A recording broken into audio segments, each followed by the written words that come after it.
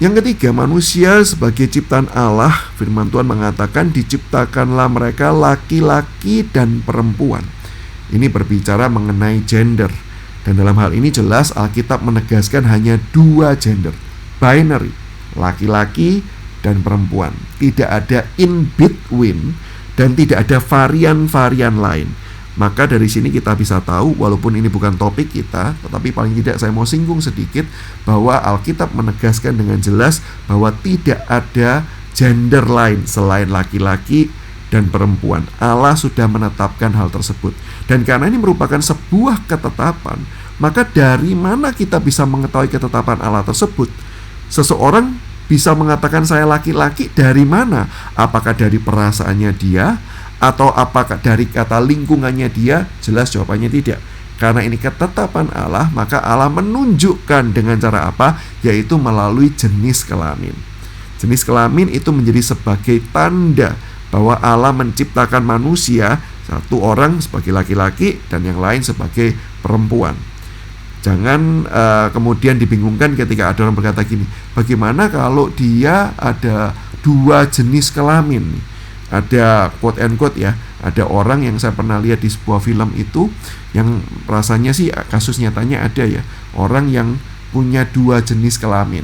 Jadi ada dia jenis kelaminnya perempuan, tetapi ternyata sebenarnya di dalam tubuhnya dia itu ada alat kelamin pria yang tidak berkembang dengan sempurna. Nah, jelas saja ini bukan berarti Allah itu mendesain dia bisa jadi laki-laki atau perempuan. Jelas tidak seperti ini. Oke, tetapi ini merupakan sebuah gambaran bahwa setelah dunia ini rusak karena dosa, yang nanti sebentar lagi kita akan pelajari, maka hal ini merupakan sesuatu hal yang sangat mungkin terjadi. Tetapi bukan berarti Allah menciptakan varian. Kita harus mengatakan atau kita harus melihat bahwa ini adalah dampak dari kejatuhan manusia di dalam dosa. Dunia ini rusak, dunia ini tidak lagi sempurna. Tetapi bukan berarti desain Allah pun juga kemudian berkembang, ya. Jadi Allah sudah menetapkan ada laki-laki dan ada perempuan. Dan dua-duanya ini sehakikat, sama-sama manusia ciptaan Allah, hanya berbeda peran dan tanggung jawab. Dalam rancangan Allah, kalau kita melihat Kejadian 1 ayat 27, Allah itu sudah merancangkan ada laki-laki dan perempuan. Tapi kalau kita membaca lebih lanjut di dalam Kejadian pasal yang kedua, maka kita mendapati bahwa proses penciptaannya itu laki-laki diciptakan terlebih dahulu dari perempuan. Nah, dalam hal ini saya ingin menyoroti bahwa berarti sempat ya manusia itu sendiri ya. Oh, jawabannya iya, manusia sempat sendiri. Tapi manusia tidak pernah sendirian. Nah, mungkin bahasa Inggris lebih tepat ya. Manusia itu pernah alone, tapi manusia itu seharusnya didesain tidak pernah lonely. Kenapa? Karena ketika Adam itu masih sendiri, Adam itu tidak pernah ditinggalkan oleh Allah. Allah itu senantiasa hadir, senantiasa bercakap-cakap, berelasi kasih dengan si Adam ini. Sehingga dari hal ini, dari gambaran sekelumit singkat gambaran kondisi dunia yang masih ideal itu, menggambarkan bahwa manusia itu meskipun dia sendiri, dia tidak pernah sendirian. Karena memang manusia bukan diciptakan untuk sesamanya, tetapi manusia diciptakan untuk Allah. Jadi dalam hal ini kalau teman-teman pernah dengar orang yang jatuh cinta lalu berkata, kamu diciptakan untuk aku diciptakan untuk kamu, nah, itu bahkan ada lagunya ya. Itu sebenarnya merupakan sebuah konsep yang keliru. Karena manusia itu dirancang untuk Allah. Maka nggak masalah ketika Adam baru cuman ada sendirian, belum ada Hawa, it's okay. Kenapa? Karena memang manusia dirancang untuk Allah. Selama ada Allah, harusnya manusia merasa cukup. Maka itu nggak heran ketika Daud menuliskan Mazmur 23, dia katakan, Tuhan adalah gembalaku, takkan kekurangan aku. Atau terjemahan harafiahnya adalah, Tuhan adalah gembalaku, aku tidak membutuhkan apa-apa lagi. Karena memang manusia diciptakan untuk Allah, dan manusia harusnya mendapatkan kepuasan hanya dari Allah, bukan dari sesamanya. Nah, ini adalah konsep yang Alkitab gambarkan sejak dari semulanya. Keberadaan pasangan itu bukan dan tidak mungkin menggantikan posisi Allah. Oke? Jadi Allah menciptakan Hawa bukan karena Adam bosan sama Allah, jadi akhirnya ya sudahlah, supaya nggak bosan sudah sekarang ada Hawa, bukan. Tetapi tujuan Allah menciptakan pasangan adalah untuk bisa menikmati kasih dan anugerah Allah secara jelas. melalui pengalaman dan melalui empiris. Jadi bukti yang bisa kasat mata terlihat. Kalau pengalaman itu kan lebih personal ya. Kalau empiris itu kan misalnya memberikan kado itu kan kelihatan gitu ya. Mengucapkan kata-kata itu kan terdengar.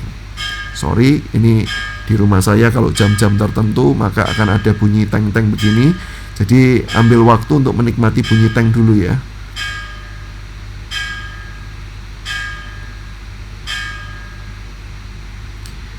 Oke, saya lanjutkan. Maka keberadaan pasangan sekali lagi ya tidak bisa menggantikan Allah. Dan dalam hal ini pasangan ini bukan hanya sekedar berbicara mengenai suami atau istri, tetapi saya mau kaitkan ini dengan sesuatu hal yang lebih luas, yaitu ketika kita berbicara mengenai komunitas. Keberadaan komunitas itu seharusnya menjadi tempat di mana kita itu bisa menikmati kasih dan anugerah itu dengan lebih jelas. Sehingga komunitas yang sehat harusnya menggambarkan keindahan dan mengajarkan manusia untuk bagaimana bersekutu dan menikmati Allah. Ketika kita menikmati, aduh senang ya ketika saya diperhatikan. Lalu kita ingat nih, Tuhan itu juga memperhatikan kita. Maka kita bisa bersyukur kepada Dia. Jadi komunitas itu adalah cara Allah untuk menunjukkan kasih-Nya kepada kita. Sekaligus cara Allah mau mengajar kepada kita bagaimana harusnya kita menikmati Dia dan bersekutu bersama-sama dengan Dia. Nah yuk, di dalam bagian yang ketiga ini kita mau ambil waktu refleksi lagi. Berbicara tentang gender nih, kita sadar tidak peran dan tanggung jawab gender? Coba teman-teman jawab pertanyaan ini ya. Apa sih perbedaan antara laki-laki dan perempuan sebagai ciptaan Allah? Coba jelaskan perbedaannya. Lalu yang kedua, ketika kita berbicara tadi ya bahwa Tuhan itu menciptakan kita, mempunyai rekan, mempunyai pasangan, mempunyai komunitas. Nah teman-teman punya enggak komunitas yang dekat, akrab, penuh dengan relasi kasih yang saling membangun satu dengan yang lain? Kalau ada, bisa enggak ceritakan sedikit tentang komunitasmu itu? Tapi jika teman-teman jawab, aku kok rasanya belum ada ya. Nah, boleh enggak kalian ceritakan kalau begitu komunitas quote and quote terbaik yang sekarang kamu miliki itu komunitas apa? Apa kelebihannya dan apa kekurangannya? Nah coba teman-teman tuliskan jawaban ini.